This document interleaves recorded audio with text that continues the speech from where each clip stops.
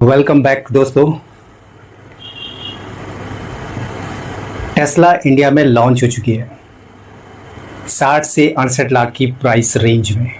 जी हाँ दोस्तों, Elon Musk की कंपनी टेस्ला आखिरकार भारत आ ही गई है। लेकिन क्या इसका असर वाकई भारत की इलेक्ट्रिक गाड़ियों के बाज़ार पर पड़ेगा, या फिर क्या ये एक अमीरों की कार बन के रह जाएगी? या बहुत सारे ऐसे सवाल हैं जो अगर मगर में हैं। यहीं से भविष्य का रास्ता भी खुलता है।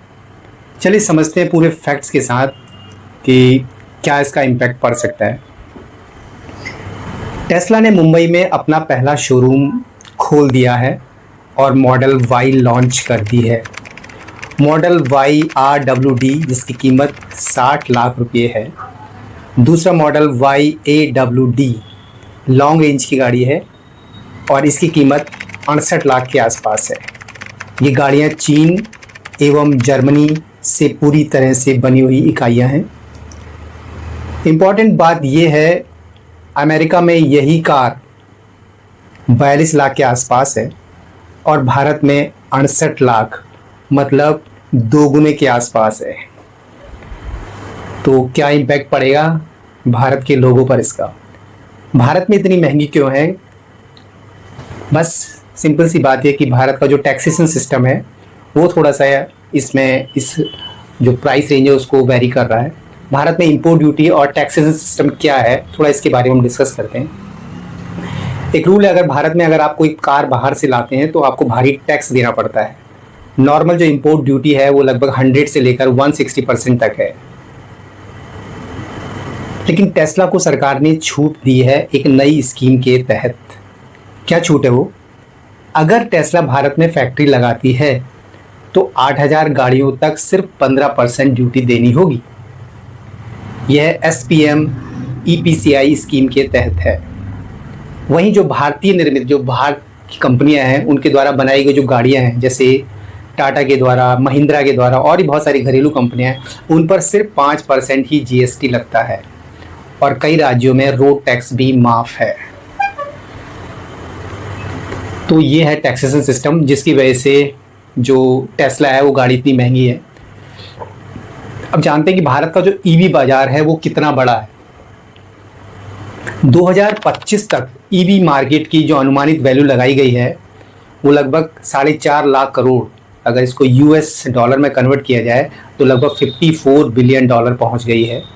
और 2030 तक इसका जो आकार होगा लगभग 9 लाख करोड़ और US डॉलर में अगर कन्वर्ट किया जाए तो लगभग 111 बिलियन डॉलर तक हो सकता है। भारत में हर 100 गाड़ियों में से लगभग 4 गाड़ियां अब EV की होती है, दैट मीन्स इलेक्ट्रॉनिक व्हीकल होती है। पैसेंजर कार EV में सबसे आगे है, जिसमें टाटा मोटर जिसका EV मार्केट में 60% से ज़्यादा हिस्सा है। टॉप मॉडल जो टाटा की हैं वो Tata Nexon EV, Tata Tiago EV और महिंद्रा की XUV 400 है। अब बात आती है कि टेस्ला के भारत में आने से भारत की इकोनॉमी पर क्या असर पड़ेगा, खासतौर से जो EV मार्केट है उस पर क्या असर पड़ेगा, और इसका और कंपनियों पर भी डेफिनेटली इम्पैक्ट पड़ेगा या नहीं पड़ेगा, ये भी एक बहुत बड़ा चर्चा का विषय है। तो भारत में टेस्ला के आने से क्या असर होगा? टेस्ला की एंट्री से कई फायदे हो सकते हैं। नंबर 1 कि जो लग्जरी EV सेगमेंट है उसको ज़रूर बूस्ट मिलेगा, क्योंकि 68 लाख की गाड़ी, 60 लाख की गाड़ी तो लग्जरी सेगमेंट में ही आ रही है। दूसरा, चार्जिंग इंफ्रास्ट्रक्चर, क्योंकि टेस्ला के साथ सुपर चार्जर्स है तो उसको तेज़ी से बढ़ेगा। जहाँ हमारी जो इंडियन मेड चार्जर्स हैं वो बहुत टाइम लेते हैं चार्ज करने में, 3 घंटे से 6 घंटे तक लेते हैं और उससे तो ज़्यादा भी लेते हैं। तो जो सुपर चार्जर है उसमें तेज़ी से इम्पैक्ट पड़ेगा, चार्जिंग कैपेसिटी बढ़ेगी। सप्लाई चेन, उसमें इलेक्ट्रिक कंपोनेंट्स की डिमांड बढ़ेगी और युवाओं और टेक सावी जो पब्लिक है उनमें EV के प्रति विश्वास इसलिए बढ़ेगा क्योंकि अभी तक जो भी कंपनियां थी EV की वो केवल हम सोचते थे कि टॉय बेस्ड है और क्या कहते हैं जल्दी ख़राब हो जाती है और उसका मेंटेनेंस सिस्टम उतना अच्छा नहीं है। तो आपका जो टेस्ला है उसकी मार्केट वैल्यू काफ़ी बड़ी है, वर्ल्ड वाइड ब्रांड है। तो इसमें इस प्लेयर के आने से लोगों में, खासतौर से जो टेक सावी लोग हैं, टेक्निकल्स लोग हैं या थोड़े से उस क्लास के लोग हैं, उनमें EV के प्रति थोड़ा सा कॉन्फिडेंस बढ़ेगा, क्योंकि अभी केवल 4% के मार्केट ही आसपास। अगर टेस्ला यहाँ मैन्युफैक्चरिंग शुरू करता है इंडिया में, क्योंकि अभी तक टेस्ला का इंडिया में कोई मैन्युफैक्चरिंग प्लांट नहीं है, अभी ये इंपोर्ट ही कर रहा है, दैट मीन्स कि वहाँ से एक्सपोर्ट कर रहा है, जिस भी कंट्री में बना रहा है, इंडिया में अभी इंपोर्ट होकर आ रही है। तो अगर टेस्ला यहाँ मैन्युफैक्चरिंग शुरू करता है तो 2030 तक सालाना 50,000 गाड़ियों की बिक्री का अनुमान है, ऐसा कंपनी का कहना है।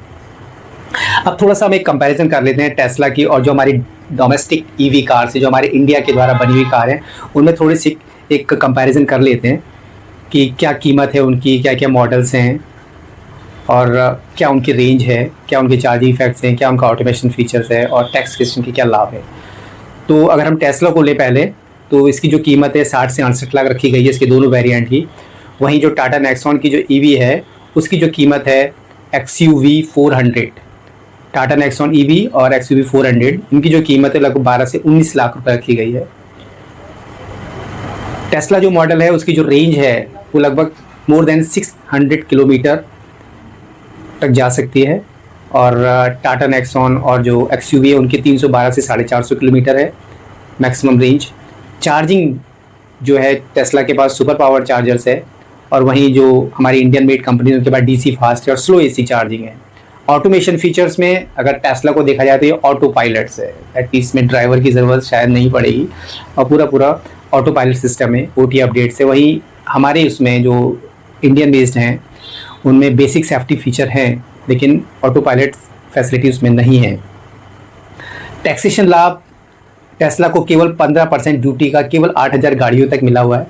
वहीं जो हमारी इंडियन मेड्स हैं उनमें फुल GST की छूट है और उसमें रोड टैक्स फ्री है। तो ये तो हो गया एक छोटा सा कंपैरिजन। अब क्या चुनौतियां हैं टेस्ला के आने से और क्या लिमिटेशंस हैं, टेस्ला को किन किन चीज़ों को चुनौतियों का सामना करना पड़ेगा, उसके बारे में भी थोड़ा हम जानने की कोशिश करते हैं। टेस्ला को भारत में कुछ चुनौतियां झेलनी ही पड़ेंगी।